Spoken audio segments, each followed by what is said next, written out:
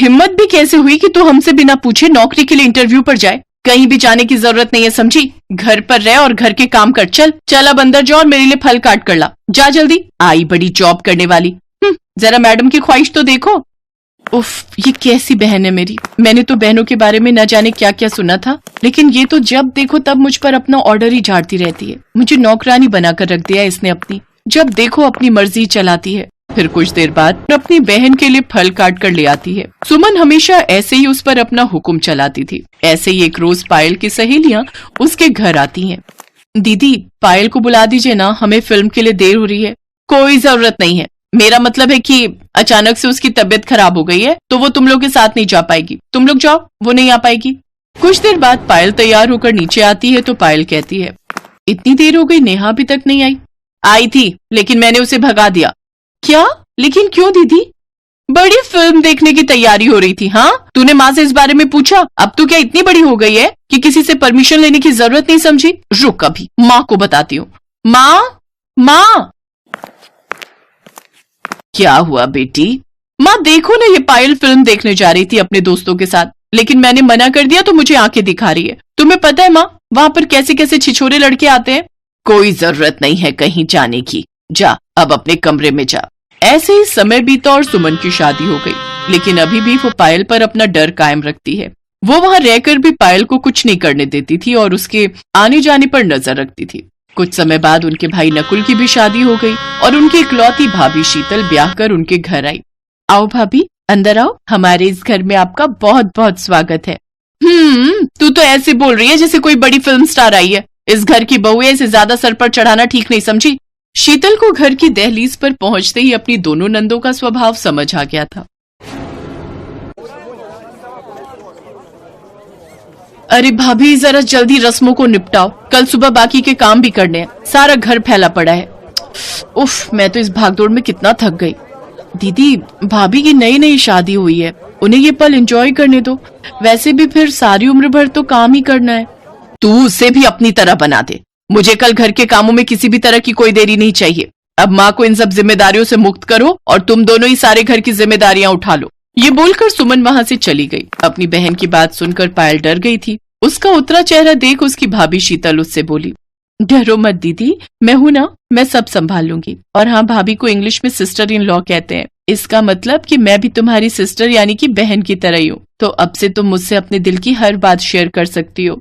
अपनी भाभी के नरम स्वभाव से पायल को बड़ी संतुष्टि मिली। फिर अगले दिन सुबह भाभी और ननद ने मिलकर सारे घर का काम किया। जहाँ शीतल ने सबके लिए खाना बनाया तो वहीं पायल ने सारे घर की साफ सफाई कर दी। हफ्ते भर में ही पूजा और उसकी भाभी में खूब अच्छे से बनने लगी।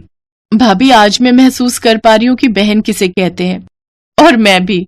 दरअसल मेरी कोई बहन नहीं है ना, लेकिन तुमसे मिलकर लग रहा है बहन तुम्हारी तरह ही होती होगी। अच्छा, अब आप थक गई होंगी ना, और आपको भूख भी लगी होगी। आप सबके साथ बैठ जाइए, मैं खाना परोस देती हूँ। नहीं भाभी, आप अकेले इतना कैसे करोगी? आप भी तो थक गई होंगी। चलिए हम दोनों साथ में परोस देते हैं, फिर हम दोनों भी सबके साथ बैठकर खाना खाएंगी।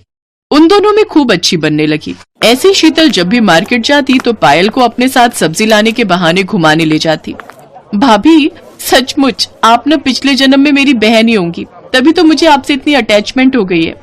एक बात पूछो पायल, सुमन दीदी तो आपकी सगी बहन है, फिर भी वो आपके साथ ऐसा बर्ताव क्यों करती है? वो शुरू से ही ऐसी है। उन्होंने कभी मुझे अपने मन की नहीं करने दी। मेरा बहुत मन था कि मैं बच्चों को पढ़ाऊं, टीचर बनूं, लेकिन उन्होंने मुझे नौकरी के लिए भी मना कर दिया। कोई बात नहीं, समय तो अभी भी है। तुम अपने पंखों को फैलाओ और उड़ने की तैयारी करो। लेकिन दीदी और घर में बाकी सब, उन्हें मैं मना लूंगी। अब तो इस घर को संभालने के लिए मैं आ गई हूँ ना माँ जी, तो फिर क्यों हम पायल को बाहर नौकरी करने से रोकें? आजकल तो वैसे भी लड़के और लड़कियां कंधे से कंधा मिलाकर काम करती हैं। बताइए मुझे सुमन दीदी, भला ऐसी कौन सी जगह है जहाँ औरतें काम नहीं करती? अगर वो बाहर जाकर काम करेंगी तो इसका मतलब ये नहीं कि वो बिगड़ जाएंगी। सुमन को अपनी गलती का एहसास हो गया। उसने पायल से माफी मांगी, साथ ही अब सबने पायल को नौकरी करने की इजाजत दे दी। थैंक यू सो मच भाभी, ये सब आपकी वजह से ही पॉसिबल हो पाया है। आपने तो मुझे सगी बहन से भी ज्यादा प्यार दिया है, इसमें शुक्रिया कैसा पायल। जाओ अब अपने पंख फैलाओ, उड़ो पायल, सारा आसमान तुम्हारा है। आज वो बहुत खुश थी। उसे अब अपनी इतनी प्यारी भाभी जो मिल गई थी और अब सब कुछ ठीक हो चुका था।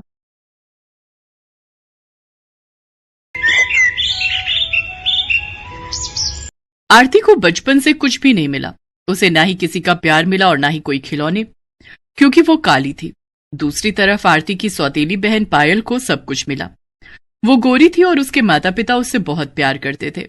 इसलिए आज जब दोनों बहनों की शादी है तब पायल को 1 लाख का लहंगा मिला और आरती को कुछ मिला ही नहीं। आरती बस बैठकर ये सोचने लगी कि मेरे पास तो कुछ भी नहीं है, शादी का लहंगा नहीं है, क्या पहनकर मंडप में जाऊंगी मैं। आरती के पास लहंगा तो दूर, एक अच्छी साड़ी तक नहीं थी। बचपन से उसके साथ यही होता आया है। आरती की माँ आरती को जन्म देते हुए ही मर गई थी। आरती काली पैदा हुई थी, ये देखकर उसके पिता ने कहा था, अरे ये तो कोयले से भी काली है, ये कैसी बेटी पैदा करी है इसने। हरिहर को आरती पसंद नहीं आई। उसे काली बेटी नहीं चाहिए थी, इसीलिए 1 हफ्ते के अंदर उसने फिर से शादी कर ली।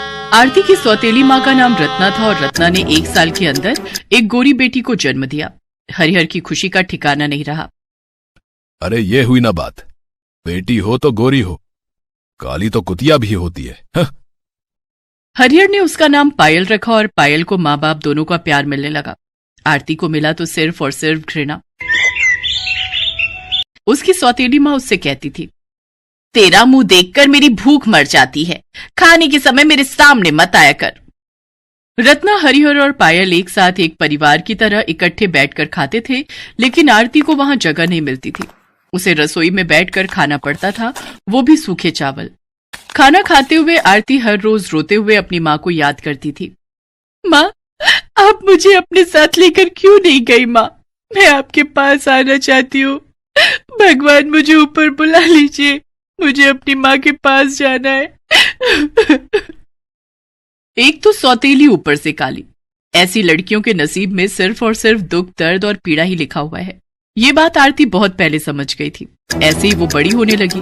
पायल को प्यार मिलता रहा और उस वजह से वो घमंडी बन गई और वो दोनों जवान हो गए। दोनों की शादी की उम्र हो गई। घर में पायल की शादी की बात चलने लगी। बेटी, अब तेरी शादी की उम्र हो गई है ना, तुझे शादी करनी होगी, उसके बाद तेरे बच्चे होंगे। माँ, आप भी ना। हमारी बेटी शर्मा गई। वहां आरती आई और बोली, हाँ बहन, तू बहुत खूबसूरत लगेगी। आरती को देखकर पायल गुस्सा हो गई। आ गई तू? हमारी एक पल की खुशी तुझसे देखी नहीं जाती है क्या? अपनी गंदी शक्ल लेकर चली आई यहां। लेकिन बहन, मैंने ऐसा क्या बोल दिया? पहली बात तो मुझे बहन कहना बंद कर। मैं तेरी बहन नहीं हूं, तू इस घर की नौकरानी है। मैं कोई नौकरानी की बहन नहीं हूं। जा, भाग यहां से, जाकर खाना बना। अरे, खाने से याद आया, कल पायल को देखने के लिए लड़के वाले आ रहे हैं। आरती, उनके लिए बहुत सारा खाना बनाना, समझ गई? जी पिताजी। आरती वहां से चली गई। अगले दिन पायल को देखने के लिए लड़के वाले आए। लड़के का नाम आलोक था।